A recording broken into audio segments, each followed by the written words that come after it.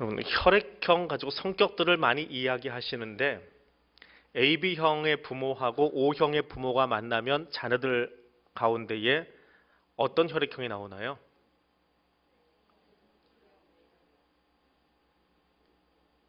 O형은 안 나옵니다. AB형하고 O형이 만나면 A형이나 B형이 나와요. O형은 안 나오지요? 예. B형과 B형이 만나면 어떻게 될까요? 일반적으로 B형, O형, 예. O형도 나오죠. 그런데 10,000명 중에 서너 명꼴로 B형과 O형이 아닌 AB형이 나온답니다. B형과 B형이 만났는데 그렇게 나온답니다. 2015년에 어떤 여자분이 부인과 수술하려고 병원에 갔는데 부모가 다 B형인 거예요. 근데 자기 혈액형 검사를 했더니 AB형입니다. 그래서 혈액형만 가지고 친자 검사가 안 되는 부류가 이 사람들이에요. 시스 AB형이라고 하는 혈액형인데 혈액형의 돌연변입니다. 부모에게서 유전자를 받아오는데 혈액이 돌연변을 일으켜서 AB형이 만들어져 버린 거예요. 그래서 이 AB형하고 다른 혈액형이 만나면 또 다른 혈액형이 나온다고 합니다. 자, 그게 이제 일반적인 유전의 법칙이에요. 물론 돌연변이라는 것이 있긴 있지만 학교에서 배운 일반적인 법칙으로 나오는 유전의 법칙이 있습니다. 신앙은 유전이 될까요? 안 될까요? 본문은 그 이야기를 하고 있습니다. 신앙은 특이하게 유전이 되지 않습니다. 자기 개인의 신앙으로 살아가는 것이지 부모가 잘 믿고 좋은 목사고 좋은 장로라고 해서 그 밑에 좋은 자녀들이 나온다.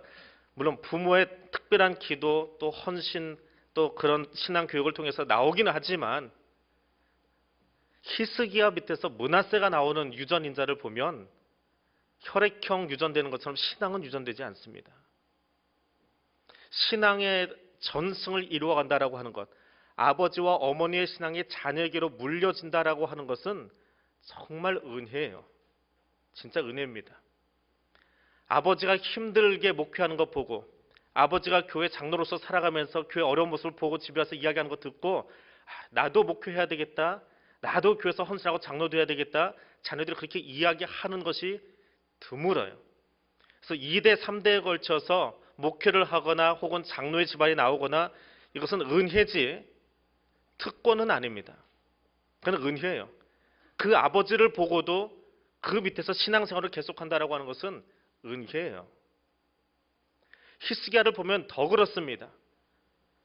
전무후무한 왕이라고 불리는데 그 뒤에 왕도 전무후무한 왕입니다. 아버지가 해놓은 업적을 다 무너뜨려 버렸습니다. 21장의 이야기는 므낫세와 손자 아몬의 이야기가 나옵니다. 그러나 그 므낫세의 이야기를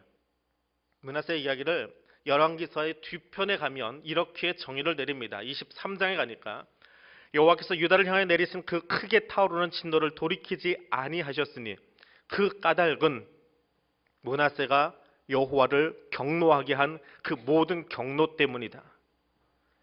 내가 유다 앞에서 다른 민족들을 다 물리친 것처럼 유다도 쓸어버리겠다. 누구 때문에요? 므낫세 때문에. 24장에 가니까 이 일이 유다의 임함은 곧 여호와의 말씀대로 그들을 자기 앞에서 물리치고자 하심이니 이는 므낫세의 지은 죄 때문이다. 유다의 멸망의 원인을 열왕기서를 기록한 사무엘과 열왕기서를 기록한 역사가 사관이라고 그러죠. 이 사관은 므낫세 탓을 하고 있습니다. 므낫세 때문이다. 므낫세는 12살의 왕이 됐습니다. 아버지와 함께 통치를 시작합니다. 히스기야 말년에 히스기야 섭정을 하는 상태에서 어린 므낫세 12살짜리가 왕이 돼요. 그리고는 55년을 통치합니다. 유대 왕 중에 가장 긴 통치 기간을 자랑합니다. 이 사람은 친아수르 정책을 펼칩니다.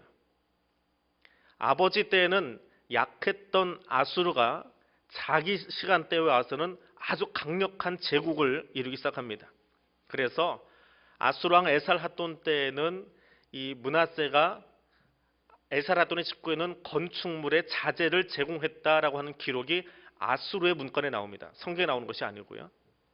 그리고 그 다음 왕인 아수르 반입할 때에는 아수르가 힘이 더 세져가지고 애굽까지 넘어가 버립니다. 아수르의 본거지는 지금의 이란 지역이에요. 티그리스 유프라테스 강 하는 그 이란 지역에서 강을 돌아서 북쪽으로 돌아가지고 긴 보급로를 자랑하면서 팔레스타인을 지나가지고 시나이 반도를 지나서 이집트로 들어가야 돼요. 성지순례 가보신 분들은 그게 머릿속에 혹시 그 길이 그려지실 수 있는데 아주 긴 여정입니다. 근데 중간에 이스라엘이 보급로를 끊어버리면 애굽을 치질 못해요. 그런데 이 므낫세가 친아수르 정책을 펼칩니다. 군대가 지나가는 길도 놓아주고 또 그들을 여러모로 협력해 줍니다. 그래서 애굽이 유일하게 애굽의 역사 속에서, 애굽은 아주 독특한 나라예요. 이집트 지금도 마찬가지지만 아프리카 제일 동북단에 있으면서 아시아권으로 들어오는 유일한 길은 시나이 반도 지나는 작은 길목밖에 없습니다. 그것만 막아놓으면 이집트는 지켜져요.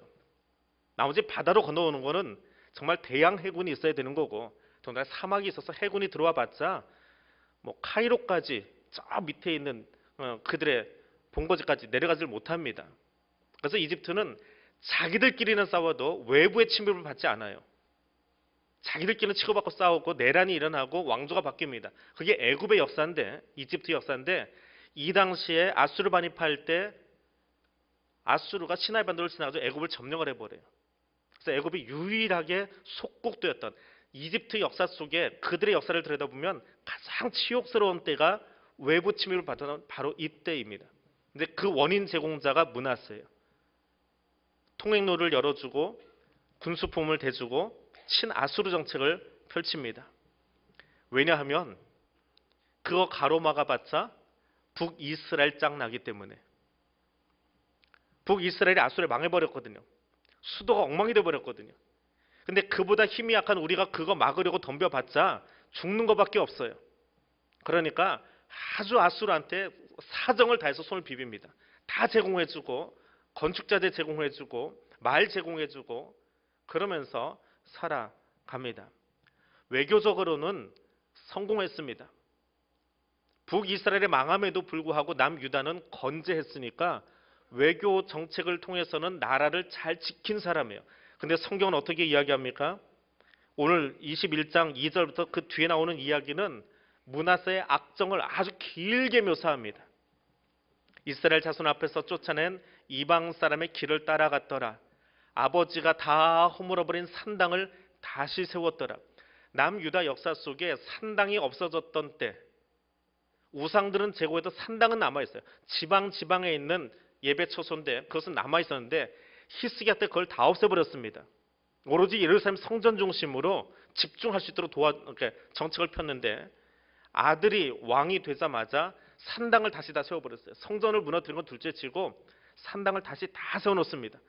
그리고 누구를 따라가느냐 하면 그 좋은 아버지 놔두고, 히스기야 놔두고, 북쪽에 이미 망해버린, 북쪽을 망가뜨린 주범이 아합이거든요. 남쪽을 망가뜨린 주범 누구라고요? 열왕기가 누구라고 그랬어요? 므낫세예요. 근데 이 므낫세가 누구를 따라가요? 북쪽 망가뜨린 아합을 따라갔습니다. 아합의 길을 따라갔더라 합니다. 아합이 제일 좋아하는 게 뭐냐면 바알신이에요. 국제결혼을 통해서 이 아합의 정책이 국제결혼한 거잖아요. 이세벨하고 결혼해가지고 그들의 신을 가져왔잖아요. 그거를 이 므낫세가 똑같이 따라하는 거예요. 바알 가져오고 아세라 가져오고 거기다가 플러스 알파예요. 아합보다 더한 짓을 합니다. 1월 성신을 숭배합니다. 해, 달, 별을 숭배하는데 그냥 하는 것이 아니라 성전 안에다가, 예루살렘 성전 안에다가 제단을 쌓고 거기다가 1월 성신을 섬기는 제단을 만들어 놓습니다. 아세라상도 성전 안에다 두었습니다. 그리고 아합이 했던 짓 똑같이 합니다. 자기 아들을 불 가운데로 지나가게 하는 인신제사도 드립니다. 하나님께 예배했다는 기록은 나오지 않고 점과 사술과 신접한 자와 박수무당 쫓아다니면서 푸닥거리 하는 것을 55년 동안 즐겼던 사람이 이 사람입니다. 그래서 마지막에 하는 이야기가 팔레스타인에 있던, 원래 그 땅을 점령하고 있던 아모리 사람보다 더 악한 사람이더라, 더 심하게 우상 숭배했더라. 그리고 자기만 한 것이 아니라 히스기야 시절 내내 예배 잘 드리자고 훈련된 사람들을 싹 끌어다가 55년 동안 바꿔버려요. 우상 숭배하는 사람들로. 55년이면 두세 대입니다. 완전히 그 자기 민족 안에서, 유다 민족 안에서 야훼 신앙을 말살해버린 사람이 므낫세입니다. 하나님은 어떻게 하실까요? 10절에 보니까 여호와께서 그의 종 모든 선지자들을 통하여 말씀하여 이르시되, 한 사람만 보낸 게 아니라 하나님은 안타까운 거예요. 자기 백성이 그렇게 무너져가는 것을 그냥 눈 뜨고 지켜보지를 못해서 끊임없이 무명의 선지자들을 보냅니다. 끊임없이 말씀하십니다.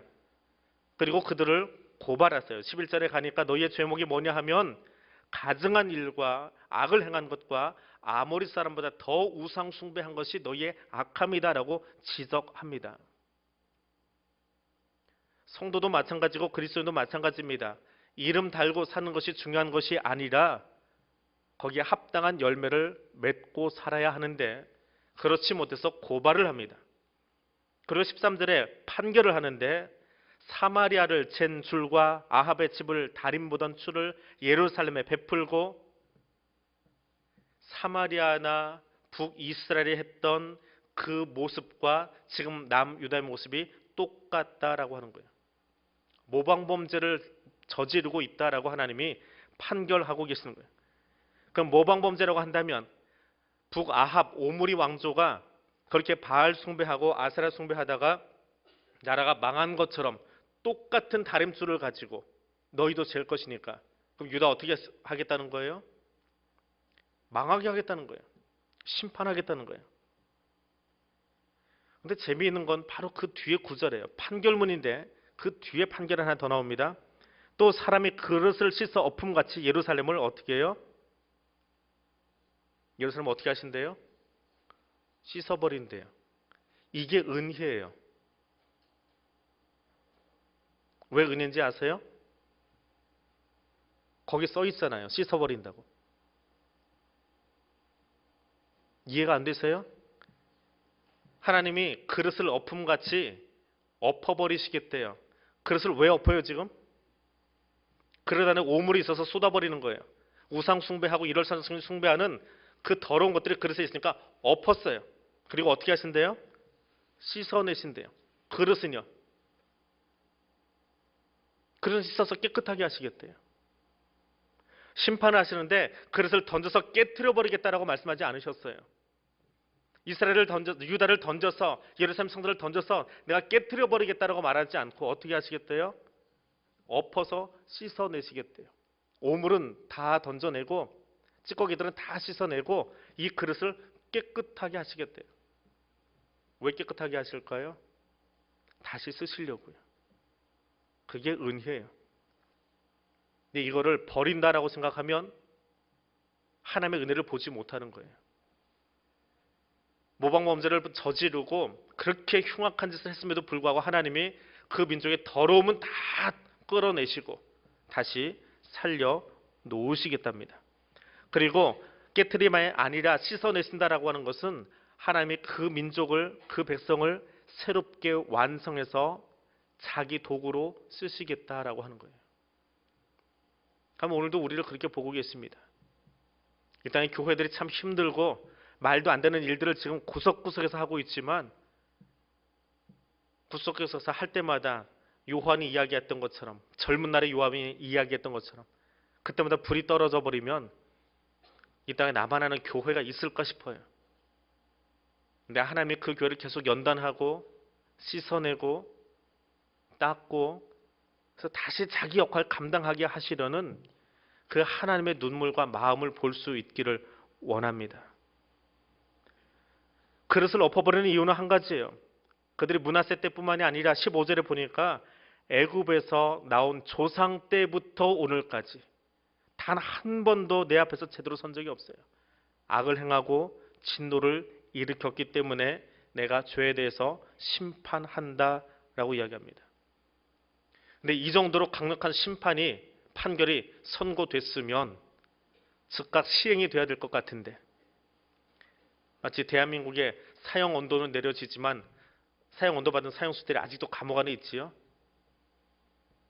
지금 사형을 집행하지 않은 지가 몇 년 됐다고 그래요. 하나님이 므낫세 이후에 유다를 멸망시키겠다라고 이야기하는데 몇 대 조를 더 내려가요? 6대 왕을 더 내려가요. 그때까지 기다려주세요. 왜 기다리실까요? 왜 안 망가뜨리실까요? 아합과 똑같이 했는데 오므리 왕조가 했던 것보다 더한데 아모리족이 한 것보다 더 흉측하게 죄를 범하고 있는데 주의 약속은 어떤 이들이 더디다고 생각하는 것 같이 더딘 것이 아니라 오직 주께서는 너희를 다하여 아무도 멸망하지 아니하고 다 회개에 이르기를 원하시느니라. 하나님이 선고는 하셨는데 참으시는 이유는 그들이 돌아오기를 회개하기를 원하신다라고 하는 거예요. 이 므낫세 이야기 제일 먼저 읽은 사람이 누구라고요? 바벨론의 포로 끌려간 사람들. 그들의 회개를 촉구하고 있는 겁니다. 그리고 오늘 이 말씀 누가 읽었습니까? 누가 읽었어요? 여러분이 읽어놓고는 뭐 모르는 척하고 있어요. 누가 읽었어요? 내가 읽었잖아요. 하나님은 왜 읽게 하셨을까요? 우리에게는 우주적인 심판이 기다리고 있어요. 유다에게는 유다 나라의 멸망이 있다면 우리 모두가 경험하게 될 우주적인 종말이 있어요. 그 종말 앞에서 회개하라는 거예요. 그 종말 앞에서 남 이야기하지 말고 그 나라 그러다 망했어 라고 이야기하지 말고 저러다 망할 거야 라고 다른 교회에다가 손가락질 하지 말고 내가 회개하라는 거예요. 바벨론에 끌려간 이스라엘 민족들에게 회개를 요청하셨던 것처럼 오늘 우리에게도 너 자신을 구별해서 하나님 앞에 서라라고 하는 거예요. 이 이야기를 하다 보면 열왕기 기자가 하고 있는 또 다른 메시지가 눈에 들어옵니다. 동일한 이야기가 역대기에도 나와요. 므낫세 이야기가. 역대하 33장에 가면 똑같이 므낫세가 하나님의 말씀을 듣지 않습니다. 근데 열왕기서에서 기록한 것처럼 죄악을 이렇게 중구장창 나열하지 않아요. 역대기는 간단해요. 분량도 짧지요. 사무엘 상하부, 열왕기 상하 4권보다 2권밖에 안 되니까 똑같은 이야기인데 분량이 절반이잖아요. 그러니까 므낫세 이야기를 장황하게 쓰지는 않았어요. 근데 어떤 이야기가 나오냐 하면 므낫세가 하도 그렇게 아수르를 의지하니까 아수르가 나중에 애굽을 정벌한 다음에 돌아와서 유다를 칩니다. 그리고 므낫세를 사로잡아가요. 쇠사슬로 결박해서 질질질 끌고 와버립니다. 아수르에 기대고 있다가 처량하게 끌려갑니다. 왕이 쇠사슬에 묶여서 끌고 간다고 생각해 보세요. 얼마나 처량한지. 그리고 그렇게 끌려간 뒤에 므낫세가 진심으로 회개했다고 그래요. 하나님 내가 잘못했습니다. 그리고 겸손해졌대요. 열왕기서는 기록이 안 돼 있는데 역대기에는 기록이 돼 있어요. 그랬더니 하나님이 그 기도를 들으시고 예루살렘으로 돌아가서 왕위에 앉게 하셨대요. 그리고 유다에 무너졌던 성들을 다시 건축하고 므낫세가 이방신을 제거하고 우상을 제거하고 하나님의 성전의 제단을 보수했답니다.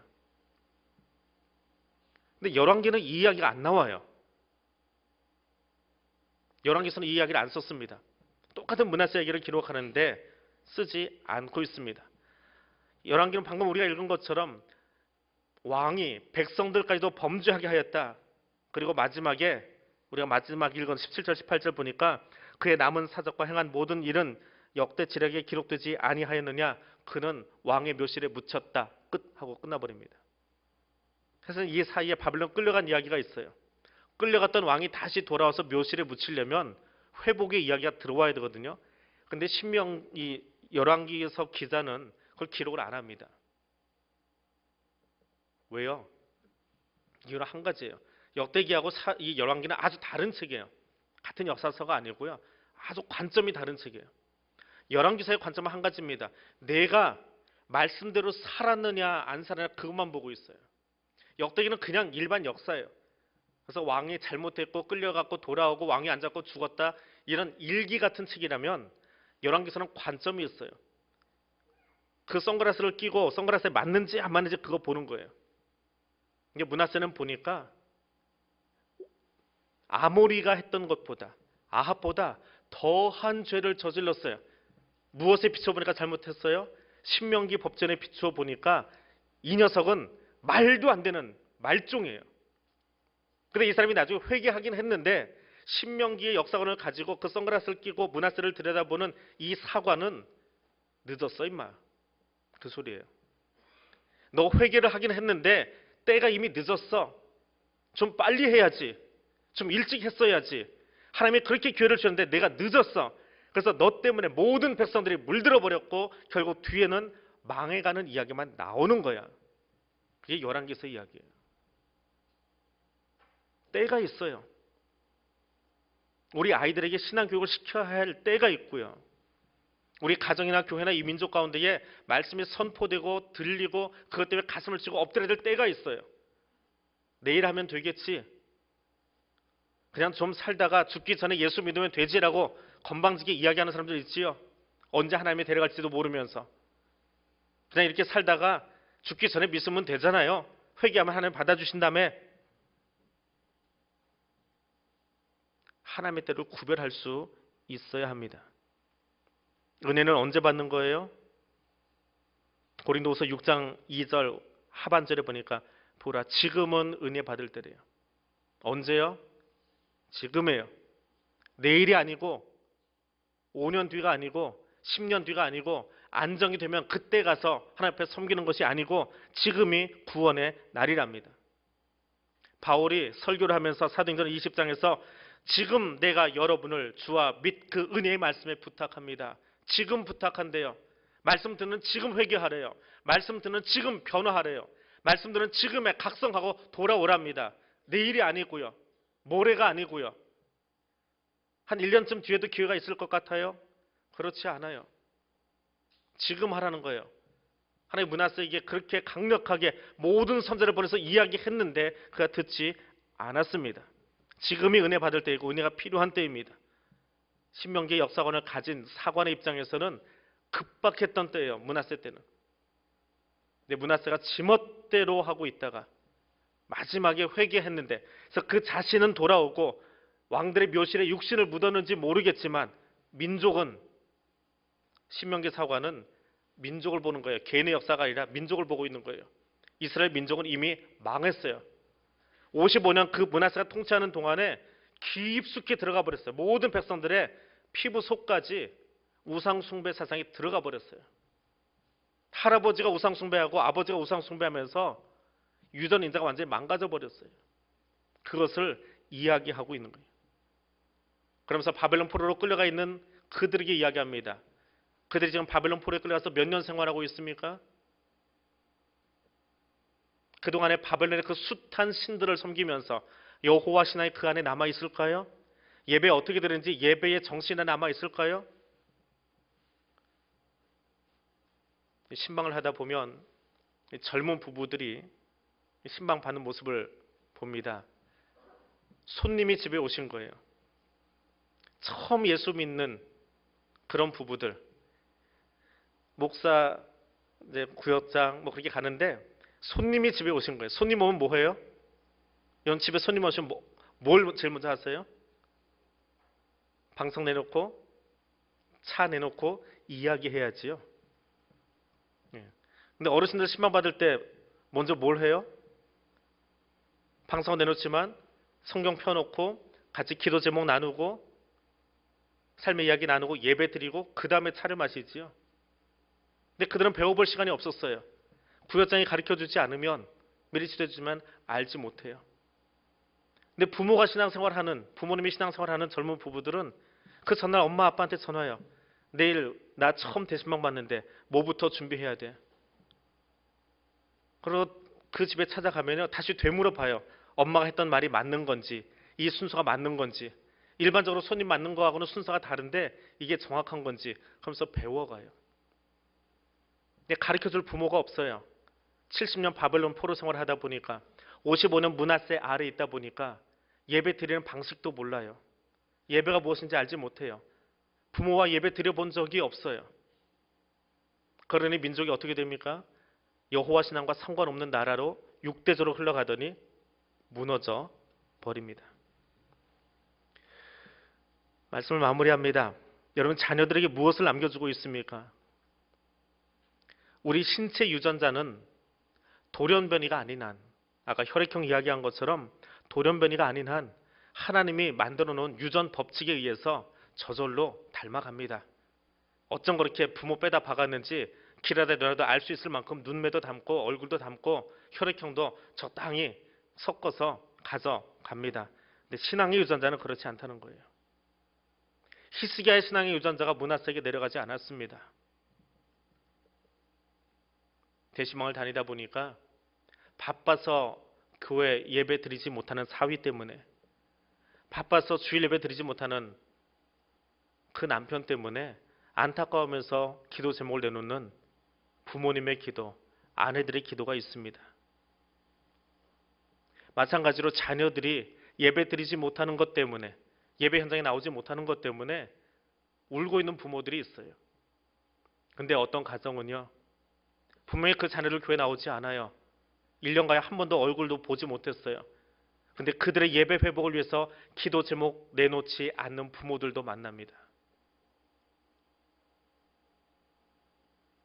집 이사 가는 것, 이사 가는 과정 중에 잘 되어지는 것, 사업 잘 되는 것은 기도 제목에 올라오지만 그 자녀들에게 예배의 자리가 회복되게 해달라고 기도 제목이 1번으로도 아니 마지막으로도 올라오지 않는 가정이 있다니까요. 그 가정을 위해서 기도카드 들고 기도하다 보면 얼마나 안타까운지 몰라요. 본인들의 마음속에 그 예배에 대한 갈급함이 없는데, 내 자녀가 예배 드리고 말고에 대해서 안타까움이 없는데 그 다음 때는 어떻게 될까요? 그분이 떠나가고 나면 그 아들, 딸들 어떻게 될까요? 교회 나오고 안 나오고의 문제가 아니라 그 영혼은 어떻게 될까요? 누가 그 영혼을 책임질까요? 자녀들에게 무엇을 남기시렵니까? 기업이나 땅이 아니라 신앙의 유산을 물려주도록 눈물로 기도하시기를 바랍니다. 두 번째로, 하나님의 오래 참으심 앞에 겸손하십시오. 하나님이 우리의 죄악을 용인하시는 것 아닙니다. 교회가 이렇게 엉망이 되어져 가고 우리 노회만이 아니라 우리 바로 옆에 있는 노회도 지난달에 산회됐고요. 이번 달에는 우리 노회가 산회됐고요. 신학교가 싸움박질하고 있고요. 하나님이 이 땅을 바라보시면서 참아주시는 게 은혜예요. 교회들이 그러고 있는 꼴을 보면서 하나님이 기다려주시는 게 은혜라고요. 그럼 지금이 은혜라고 한다면 우리는 그것을 끌어안고 얼마나 기도해야 합니까? 저들의 문제입니까? 저들만의 문제입니까? 나는 괜찮은 사람입니까? 하나님의 진노를 유예하고 계신다면 진노 앞에 서 있는 백성들 때문에 울며 기도할 몫은 오늘 여기 있는 우리들의 몫입니다. 내가 오늘 말씀을 들을 수 있는 그 귀를 열고 여기 나와 있다면 오늘도 예배 자리를 거절하고 예배 자리에 참석치 않고 있는 저들을 바라보면서 울어야 될 사람은 우리입니다. 비난하는 것이 아니고요. 저들이 안 나오고 있습니다. 저들이 나쁜 짓 하고 있습니다. 지옥 가겠네요. 그 이야기하는 것이 그리스도인이 아니라 지옥 갈 그 영혼 바라보면서 울어야 하는 것이 그리스도인입니다. 하나님의 심판이 유예되고 있음을 알고 겸손하게 기도할 수 있기를 원합니다. 세 번째로, 지금이 회개할 때이고 은혜의 때임을 기억하십시오. 죄악이 관영한 세상, 개인의 욕심으로 무너져가는 이 세상을 바라보면서 어떤 생각하십니까? 선대가 이뤄놓았던 그 좋은 기업들, 물컵 집어던지고 땅콩 가지고 장난치다가 오너 일가가 주주총회 열어가지고 끌어내리겠다는 그런 말을 듣는 것이 통쾌하십니까? 아니면 안타까우십니까? 그리 잘 이뤄놓고 그 소리 들어야 되는 그 사람을 보면서 안타까움 없으십니까? 똑같은 이치로 우리 신앙의 선대가 기도하면서 세워놓았던 교회들이 세상에서 지탄받고 있습니다. 가십거리가 되고 있습니다. 저 일반 뉴스가 하는 것처럼 우리도 그렇게 아이고 교회 나쁘다고, 아이고 저 교회가 잘못했다고 그거 하면 안 되지요. 그것 때문에 울어야지요. 설교 듣고 나서 아휴, 저 인간은 설교 들어도 변화되질 않아. 그 이야기를 해야 됩니까? 이 설교는 누가 들어야 되는데 거기다 대고 손가락질을 해야 됩니까? 말씀을 듣는 것은 그 말씀에 비추어서 누구를 비난하라고, 누구를 탓하라고 이야기하는 것 아닙니다. 바벨론에 끌려간 이스라엘 백성들에게 이 이야기 들으면서 너희 조상들 때문이야, 므낫세 때문이야, 그러니까 므낫세한테 마음껏 욕하고 저주하라고, 조상 탓하라고 이야기 들려준 거예요? 아니요. 지금 너희의 자리에서 거기가 은혜 받을 때이니까, 너희가 이 이야기 듣고 회개할 수 있는 기회를 하나님이 주셨으니까 너희가 회개하라고 이 성경 기록된 거예요. 마찬가지로 오늘 우리에게도 이 말씀을 듣게 하시는 것은 누구를 탓하라고 들려주시는 것이 아닙니다. 이야기 듣고 안타깝고 답답한 가슴 끌어안고 기도의 자리로 나가라는 거예요. 저 사람은 왜 이 예배 드리고도 나가면서 사랑을 말하지 못하고 툴툴거리냐고 그 사람 비난하라고 설교하는 것 아닙니다. 그 말씀 듣고 나도 아직 변화되지 못한 사람이라고, 그게 내 가슴을 찌르고 있었노라고 말할 수 있는 것이 하나님 말씀 앞에 서 있는 그리스도인의 모습이에요. 오늘 그 사람이 내가 될 수 있기를 원합니다. 그 마음으로 기도의 자리에 나아갈 수 있기를 원합니다. 그래서 기도하겠습니다. 가장 먼저 기도하기는 우리 자녀들 위해서 기도할 수 있기를 원합니다. 장로님들, 권사님들 신앙생활 정말 열심히 잘 하셨습니다. 그래서 교우들이 인정해서 그 자리에 직분 맡겨 주었습니다. 그러면 이제 그 자리에 여러분의 아들, 딸들이 자리에 앉을 수 있도록 더 눈물로 기도하십시오. 더 어렵습니다. 평신도의 자제보다 중직자의 자제가 그 자리에 앉는 것이 훨씬 더 어렵습니다. 그래서 눈물로 더 기도하십시오. 여기 앉아있는 부모님들, 여러분의 자녀들에게 유전인자는 이미 다 물려주었습니다. 육체적인 유전인자는 물려주었지만 신앙의 유전인자는 아직도 진행형입니다. 여러분이 지금 기도하고 있는 그 자리, 우리 자녀들이 나와서 기도할 수 있도록, 거기서 예배 드릴 수 있도록, 하나님 사랑하는 자리에 설 수 있도록 여러분 자녀들을 위해서 성령의 열매가 가득한 가정 되어주도록 여러분 자신과 여러분의 자녀와 여러분의 가정을 위해서 이 시간 우리 함께 통성으로 기도하겠습니다.